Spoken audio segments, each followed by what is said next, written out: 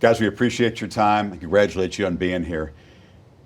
When the confetti was falling on Kirby and the Dogs in Indy last year, they're having a beautiful moment, Sonny. What were you doing that night? If you're watching the game, what were you thinking?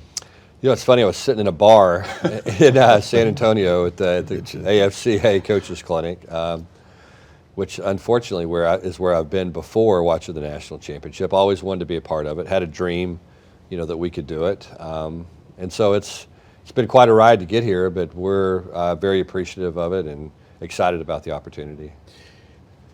Georgia hadn't won one in 41 years, so that's an amazing moment for the Dog Nation. But you know what it's like to keep a staff and a team hungry, and you're relentless about it. How long did it take after that amazing moment to think about the opportunity to be back here and make history and go back-to-back? Well, I'll be honest, I didn't think about being back here. I thought about, one by one, each player that we could save individually would help us. And that next day, we started having meetings with juniors, keeping guys here that we thought could stay with our program, and then, trying to retain guys from going in the portal. So you just battle each day one by one and try to win small battles so that you have the best team you can. Both teams have done stuff you're not supposed to be able to do in this sport, defied conventional wisdom. You're not supposed to win a championship, lose 5 first-rounders off defense, 10 other guys to the draft, and be 14-0 and have a chance to do it again. A lot goes into it, I know. Sure. What will you remember most about what it took to get back here? An off season that was really tough, a spring practice that we didn't feel like we were very good, a lot of growth in our team, a little luck throughout the season, which you can say what you want in football. You got to have the ball bounce your way sometimes. But I loved the ride with this group because they felt so disrespected because nobody gave them a chance after last year. Well, speaking of disrespect, TCU was supposed to be 7th in the Big 12. You're not supposed to come in your first year and inherit a team that's under 500 in the previous 4 years. It's 200-1 to make the playoff, 400-1 to win the championship. What did people miss about this TCU team? Well, we had kind of the opposite problem that Kirby had. They had 15 players drafted. We had 0.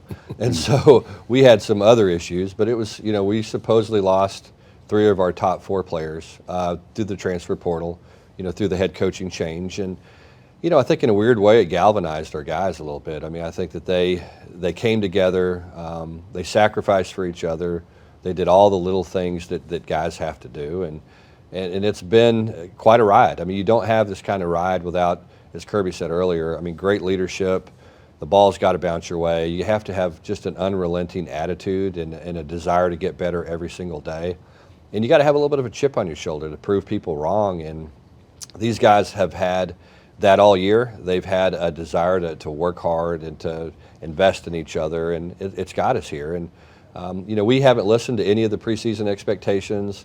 The challenge for us was not listening to people tell us how good we were when we actually became a pretty good football team. And our guys have done a great job of ignoring all the outside noise and focusing on what they have to do every day.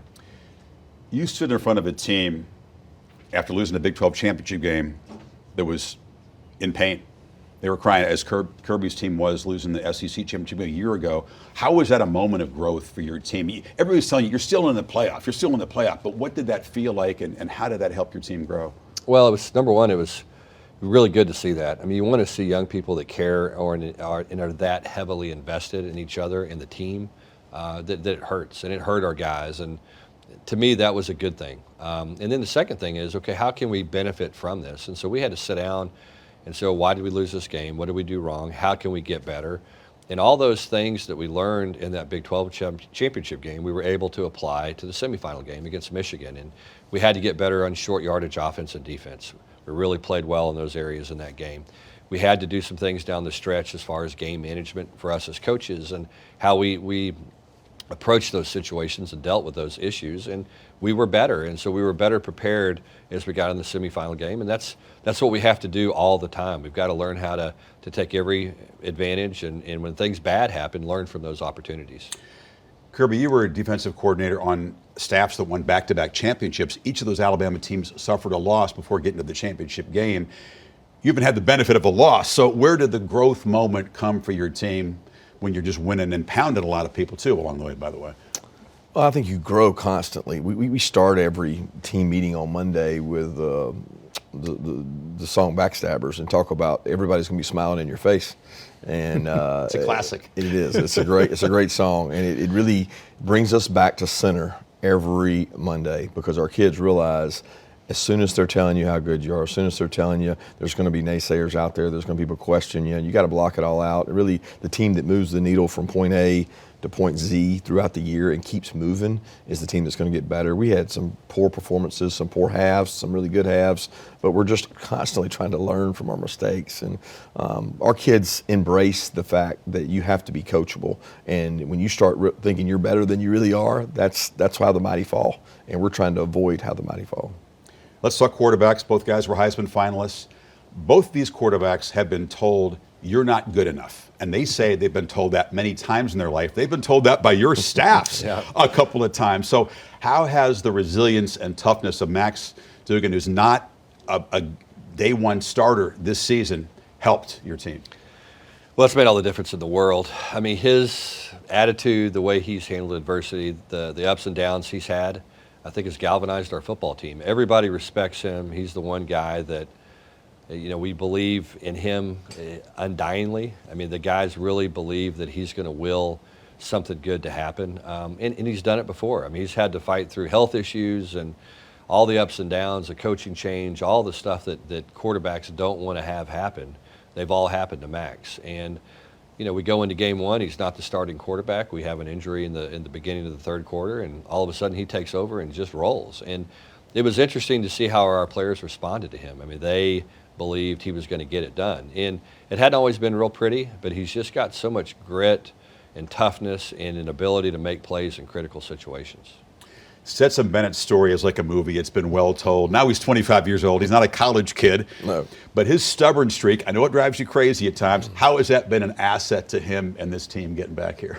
Well, the stubbornness is who he is. It embodies him. He's frustrating to deal with at times. He's very bright and articulate, and sometimes witty all the same, and can say things that drive you nuts as a coach. But you love him for who he is. You love him for what he stands for. He embodies the game in terms of not running and quitting. Just keep pounding and keep battling. And we tried to tell him over and over that he wasn't good enough, and he defied us. And he's really improved immensely as a passer and an athlete and a decision maker, which has given us a chance to win some key games down the stretch.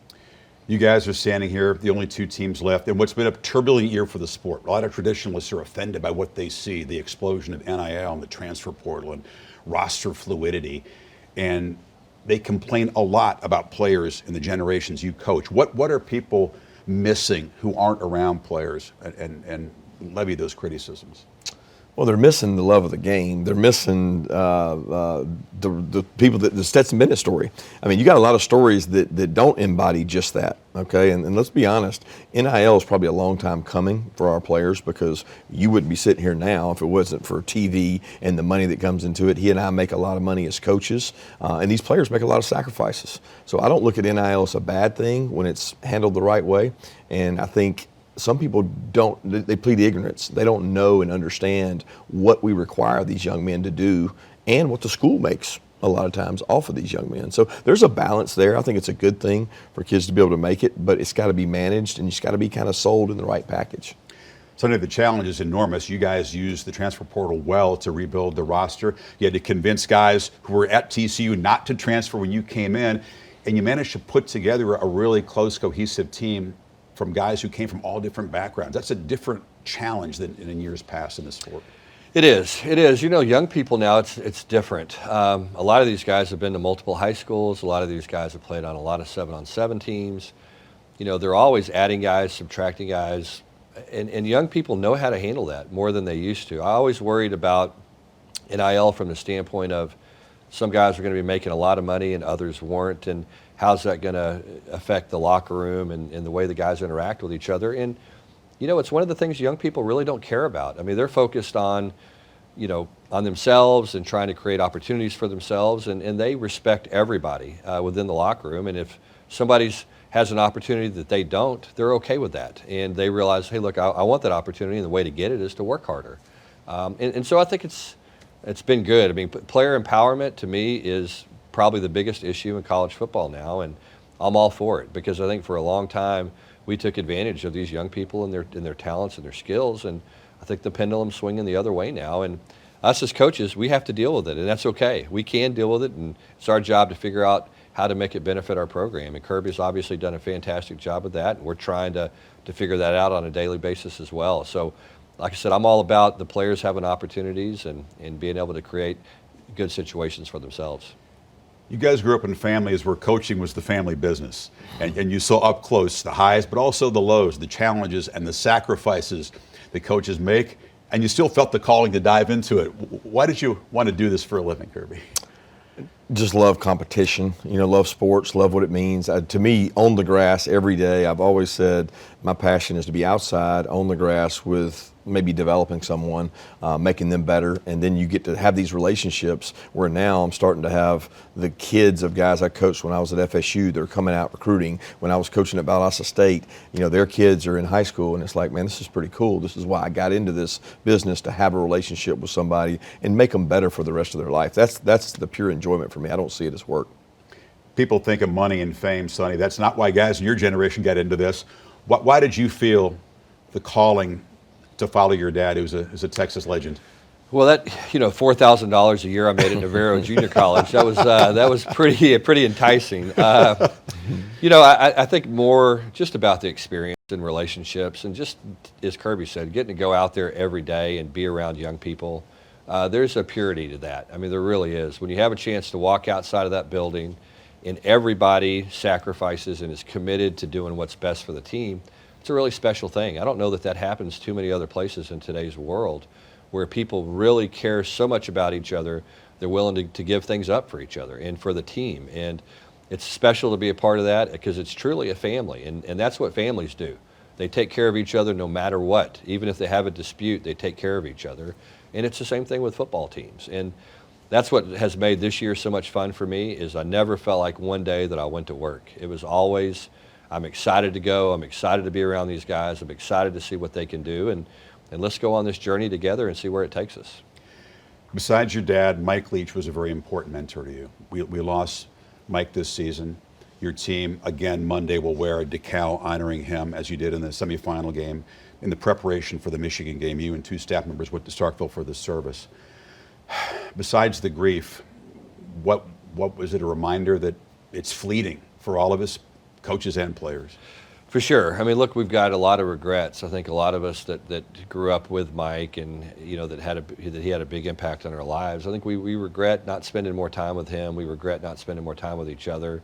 The phone calls I've gotten from guys has been really heartwarming and encouraging, and it's been a hard month for us. I mean, it really has been, because Mike had such a big impact on all of us, and he was so unique, and his approach was so unique. And Mike Leach was the ultimate underdog. He really was, and I think that motivated all of us and showed us that, look, we're capable of going and achieving at the very highest level because of that belief that he had in the system and himself, and that confidence, that unrelenting confidence that he taught me, I think has really been the key to me getting a second chance in this profession and trying to make the most of it. Yeah, the value of original thinking in a profession where there's so much copycat.